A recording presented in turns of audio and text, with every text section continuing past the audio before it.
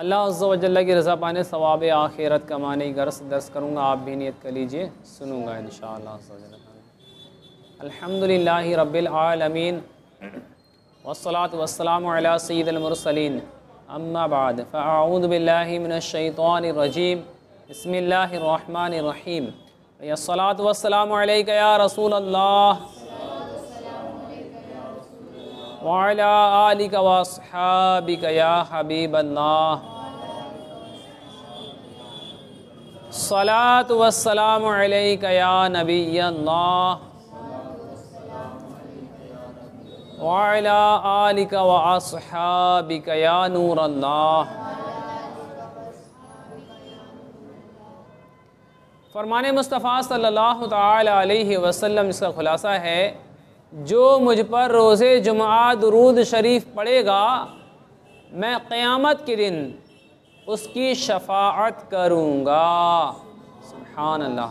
सल्लु अलल हबीब सल्लल्लाहु तआला अला मुहम्मद सल्लल्लाहु अलैहि वसल्लम व अला आलिहि व अस्हाबिहि व बारक वसल्लम सलातन व सलामन अलैका या रसूल अल्लाह सल्लल्लाहु तआला अलैहि वसल्लम।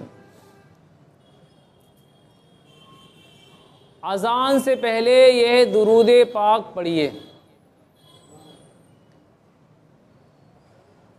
अज़ान व इकामत से पहले बिस्मिल्लाहिर्रहमानिर्रहीम पढ़कर दुरूद व सलाम के ये 4 सीगे पढ़ लीजिए।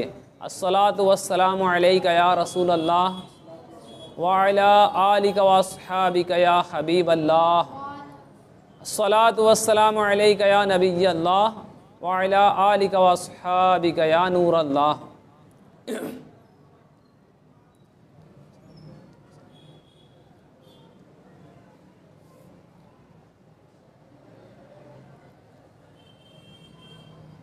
सल्लु अलल हबीब सल्लल्लाहु अलैहि मुहम्मद सल्लल्लाहु अलैहि वसल्लम। तो अज़ान से पहले ये दुरूद पाक पढ़ लीजिए कि अस्सलातु वस्सलामु अलैका या रसूल अल्लाह व अला आलिका व अस्हाबिका या हबीब अल्लाह, अस्सलातु वस्सलामु अलैका या नबी अल्लाह व अला आलिका व अस्हाबिका या नूर अल्लाह। फिर दुरूद सलाम और अज़ान में फ़स्ल यानी गैप करने के लिए ये ऐलान कीजिए कि अज़ान का एहतराम करते हुए गुफ्तगू और काम काज रोक कर अज़ान का जवाब दीजिए और ढेरों नेकियां कमाइए। इसके बाद अज़ान दीजिए, दुरूद सलाम और इकामत के दरमियान ये ऐलान कीजिए, एतकाफ़ की नीयत कर लीजिए। मोबाइल फ़ोन हो तो बंद कर दीजिए। अज़ान व इकामत से पहले तस्मिया और दुरूद सलाम के मखसूस 4 सीगों की मदनी इल्तिजा इस शौक़ में कर रहा हूँ। ये इल्तिजा अमीर अहले सुन्नत कर रहे हैं। तो इस शौक़ में ये मदनी इल्तिजा कर रहा हूँ कि इस तरह मेरे लिए भी कुछ सवाबे जारिया का सामान हो जाए। और फ़स्ल यानी गैप रखने का मशवरा फ़तावा रज़विया के फैज़ान से पेश किया है।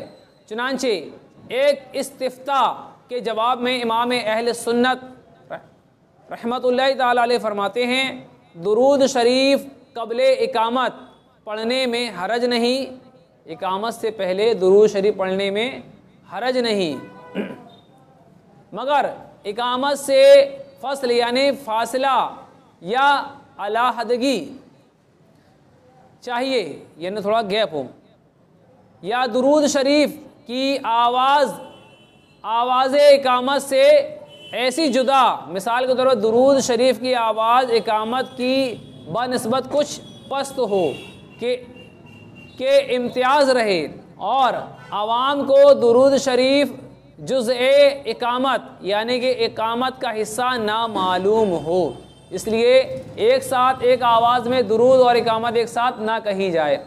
या तो इकामत और दुरूद पाक के बीच में ये ऐलान कर दीजिए कि एतकाफ़ की नीयत कर लीजिए, मोबाइल फ़ोन हो तो बंद कर दीजिए, फिर उसके बाद फिर इकामत शुरू कीजिए। पहले दुरूद पाक पढ़िए, फिर ये ऐलान कीजिए, फिर इकामत शुरू कीजिए। या फिर दुरूद शरीफ कम आवाज़ से पढ़िए, इकामत थोड़ी तेज़ आवाज़ से पढ़िए, ताकि ये लगे कि इकामत अलग है और दुरूद पाक अलग है।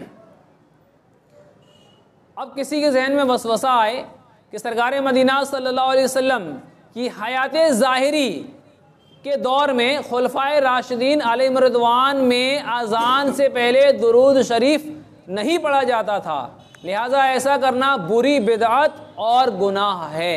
अगर किसी के जहन में ये वसवसा आए तो इस वसवसे का इलाज, जवाब वसवसा, अगर यह कायदा तस्लीम कर लिया जाए कि जो काम उस दौर में नहीं होता था वो अब करना बुरी बिदअत और गुनाह है, अगर ये बात मानी जाए कि उस टाइम दुरूद पाक नहीं पढ़ी गई थी तो अब क्यों पढ़ी जा रही, तो उस टाइम अगर वो काम नहीं थे तो अब नहीं कर सकते, अगर ये बात मानते और दुरूद पाक पढ़ने को बुरी बिदअत जानते माज़अल्लाह, तो फिर इस बात को समझे, तो फिर फ़ी ज़माना निज़ाम दरहम बरहम हो जाएगा। बेशुमार मिसालों में से फ़कत 12 मिसालें पेश करता हूँ, इसकी बेशुमार मिसालें हैं लेकिन चंद मिसालें यहाँ पेश की जा रही हैं, इसे समझें इंशाअल्लाह कि ये काम उस मुबारक दौर में नहीं थे और अब उनको सब ने अपनाया हुआ है। जो कहें कि लो नबी करीम सल्लल्लाहु अलैहि वसल्लम गुज़ारी दौर में खुलफाए राशिदीन के दौर में जो है अज़ान से पहले, इकामत से पहले दुरूद पाक नहीं पढ़ी जाती थी और आज के दौर में पढ़ रहे हैं, ये बुरी बिदअत है। बहुत से लोग कहते नज़र आते हैं आजकल, तो उनके लिए जवाब ये है, मतलब उस मसले का इलाज ये है, उस वसवसे का हल ये है, उनके जवाब में नहीं पढ़ना है अपन को इंशाअल्लाह से, कि नंबर 1, कुरान पाक पर नुक्ते और एराब हज्जाज बिन यूसुफ ने सने 95 हिजरी में लगवाए, है ना।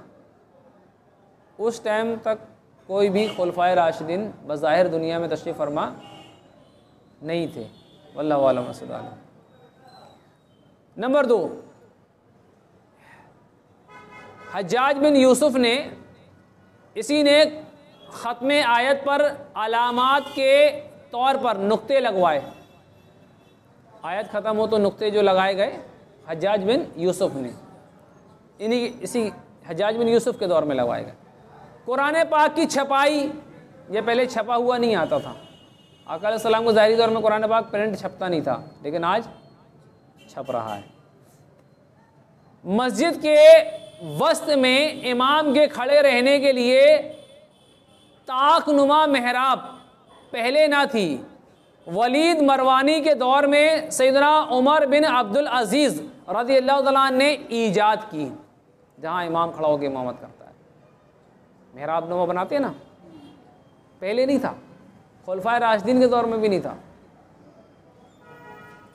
और अब इस कंडीशन में क्या कहेंगे, बुरी बिदअत कहेंगे, सारी मस्जिदों से मेहराब को हटाना पड़ेगा। फिर कोई भी ऐसी मस्जिद नहीं होगी जहाँ पर मेहराब ना हो अक्सरियत में, अल्लाह वाला। आज कोई मस्जिद ऐसी इससे खाली नहीं है मेहराब से, हर मस्जिद में मेहराब है। नंबर 5, 6 कलमे, उस टाइम नहीं था सिस्टम इसका, आज हैं, है ना। इल्मे सर्फ व नहव, उलमा जो पढ़ाई करते हैं ये आलिमों को आता है इसका इल्म, है ना, आम पब्लिक इसका इल्म नहीं जानती, आम पब्लिक को इसका शऊर ही नहीं, ये इल्म जानती ही नहीं, बल्कि इस नाम से ही वाकिफ नहीं है आम पब्लिक। और नंबर 7, इल्म हदीस और अहादीस की किस्में, ये भी उस दौर में नहीं थे, लेकिन आज उसकी दरसे निज़ामी जो आलिम कोर्स कराए जाते हैं, आलिम की जो पढ़ाई कराई जाती है, आका अलैहिस्सलाम के कहाँ पढ़ाई होती थी बताएं इस तरीके से, थे कोई यूनिवर्सिटी थी, कॉलेज था, जामियात थे, मदरसे थे, नहीं थे। नंबर 9, शरीयत व तरीक़त के 4 सिलसिले उस दौर में नहीं थे। नंबर 10, ज़बान से नमाज की नीयत भी नहीं थी उस दौर में, वो नीयत के इतने पक्के लोग थे, बस आगे अल्लाह अकबर कहते थे और नमाज शुरू हो जाती थी भैया, है ना। और यहाँ तो अल्लाह अकबर। नंबर 11, हवाई जहाज़ के ज़रिए सफ़र हज, पहले जहाज़ में जाते थे, नहीं जाते थे, आज जा रहे हैं ना, ये भी बिदअत है। ये सारे दीनी काम की मिसाल दी जा रही है अभी खास। नंबर 12, जदीद साइंसी हथियारों के ज़रिए जिहाद।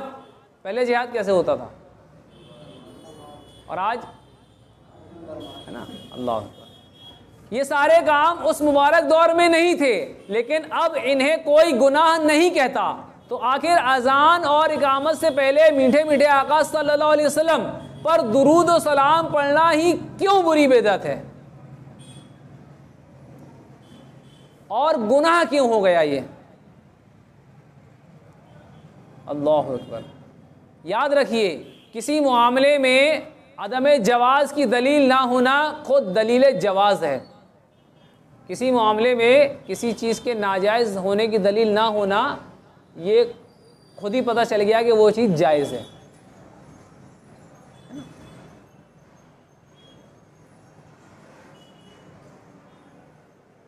यकीनन हर वो नई चीज़ जिसको शरीयत ने मना नहीं किया वो बिदअत हसना और मुबाह यानी अच्छी बिदअत और जायज़ है। और यह अम्रे मुसल्लम है कि अज़ान से पहले दुरूद शरीफ पढ़ने को किसी भी हदीस में मना नहीं किया गया, लिहाजा मना ना होना खुद ब खुद इजाज़त बन गया। और अच्छी बातें इस्लाम में ईजाद करने की तो खुद मदीने के ताजदार नबियों के सरवर हुजूर अनवर सल्लल्लाहु अलैहि वसल्लम ने तरगीब इरशाद फरमाई है। और मुस्लिम के बाब किताबुल इल्म में सुल्तान दो जहान सल्लल्लाहु ताला अलैहि वसल्लम का ये फरमाने इजाज़त निशान मौजूद है। खुलासा, जिस शख्स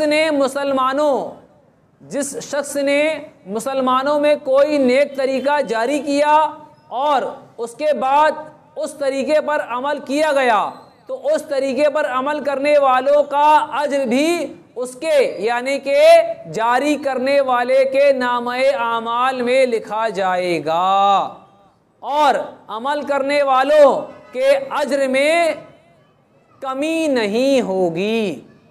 सुभान अल्लाह अज़्ज़ा वजल। पता ही चला कि कोई नई चीज़ ऐसी ईजाद करना जिसमें लोगों का भला हो, दीन का कोई मामलात हो और शरीयत से जो ना टकराती हो बात, जो जायज़ हो, जिसके नाजायज़ होने कोई दलील ना हो, तो वो अच्छा काम है ना। मतलब ये कि जो इस्लाम में अच्छा तरीका जारी करे वो बड़े सवाब का हकदार है। तो बिलाशुबा जिस खुश नसीब ने अज़ान व इकामत से पहले दुरूद व सलाम का रवाज डाला है वो भी सवाब जारिया का मुस्तहिक है।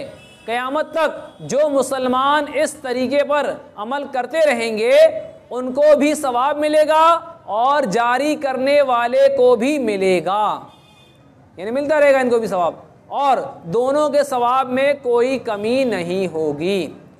हो सकता है कि किसी के जहन में यह सवाल हो कि हदीस पाक में है यानी हर बिदअत यानी नई बात गुमराही है और हर गुमराही जहन्नम में यानी ले जाने वाली है। इस हदीस शरीफ के क्या माना है? इसका जवाब ये है कि हदीस पाक हक है। यहाँ बिदअत से मुराद बिदअत सय्यिअह यानी बुरी बिदअत है और यकीनन हर वो बिदअत बुरी है जो किसी सुन्नत के खिलाफ या सुन्नत को मिटाने वाली हो। चुनांचे सैयदना शेख अब्दुल हक मुहद्दिस दहलवी रहमतुल्लाहि ताला अलैह फरमाते हैं, जो बिदअत के उसूल और कवाइद सुन्नत के मुवाफिक और उसके मुताबिक क़यास की हुई है यानी शरीयत व सुन्नत से नहीं टकराती, उसको बिदअत हसना कहते हैं, और जो इसके खिलाफ हो वो बिदअत गुमराही कहलाती है। अल्लाह अज़्ज़ा व जल्ला हमें तमाम ऐसी बुरी बिदअतों से महफूज फरमाए और अल्लाह अज़्ज़ा व जल्ला हमें अपने प्यारे महबूब सल्लल्लाहु ताला अलैहि वसल्लम की सुन्नत के मुताबिक ज़िंदगी गुजारने की तौफ़ीक़ अता फरमाए। अल्लाह अज़्ज़ा व जल्ला हमारे माँ बाप की और दर्स की तमाम गलतियाँ मुआफ़ फरमाए। आमीन बिजाहि नबी अमीन व सल्लल्लाहु तआला अलैहि वसल्लम। सल्लु अलल हबीब सल्लल्लाहु अला मुहम्मद सल्लल्लाहु अलैहि वसल्लम। वअला आलिहि वस्सहाबिहि वबारक वसल्लम। सलातु व सलामन अलैका या रसूलल्लाह सल्लल्लाहु तआला अलैहि व आलिहि वसल्लम।